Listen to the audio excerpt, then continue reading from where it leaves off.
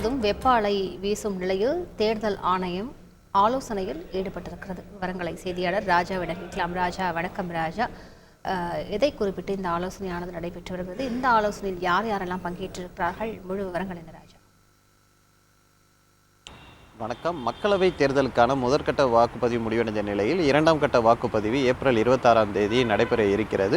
மேலும் அடுத்த கட்ட வாக்குப்பதிவு எல்லாம் நடைபெற உள்ள சூழ்நிலையில் இன்று முக்கிய ஆலோசனை தேர்தல் ஆணையம் மேற்கொண்டு இருக்கிறது. அது குறிப்பாக நாடு முழுவதும் சில நாட்களாகவே வெப்பத்தின் தாக்கம் அதிக அளவில் இருப்பதாகவும் பல்வேறு மாநிலங்களில் வெப்பலை வீசுவதாக செய்திகள் வந்த வண்ணம் இருக்கிறது. இதில் குறிப்பாக இது எந்த அளவில் தேர்தல் பிரச்சாரத்தை பாதிப்படையும் மற்றும் தேர்தல் நடவடிக்கைகளில் எவ்வாறு பாதிப்பு இருக்கும் என்பது குறித்து எல்லாம் பல்வேறு கோணங்களில் இன்றைய தினம் இந்த ஆலோசனையானது நடைபெற்று வருகிறது.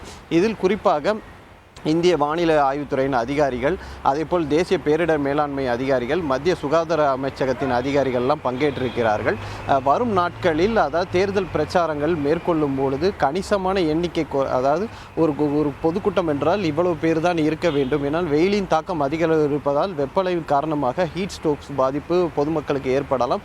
அதனால் கட்டுப்பாடுகள் விதிப்பதற்கான வாய்ப்பு இருப்பதாகவும் தகவல்கள் வெளியாகி இருக்கிறது. குறிப்பாக இந்த பொதுக்கூட்டங்களுக்கு பிரச்சாரம், பேரணிகள், அதேபோல் சாலை மார்க்கம், அந்த ரோட் ஷோ, பைக் ஷோ என்று பல்வேறு கட்ட பிரச்சாரங்கள் இருக்கிறது.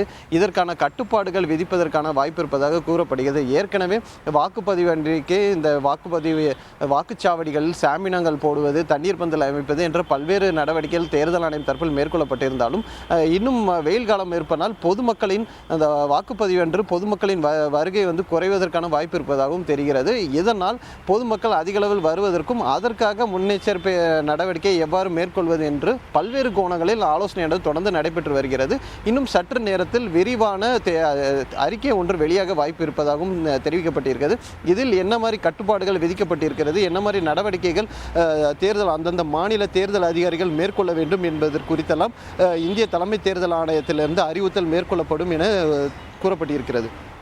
முழு விவரங்களுக்கு நன்றி ராஜா. நாடு முழுவதும் வெப்ப அலை வீசும் நிலையில் தேர்தல் ஆணையம் ஆலோசனையில் ஈடுபட்டு வருகிறது.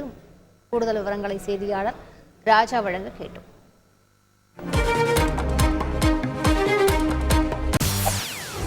செய்திகளை உடனுக்குடன் தெரிந்து கொள்ள உடனே சப்ஸ்கிரைப் பண்ணுங்க.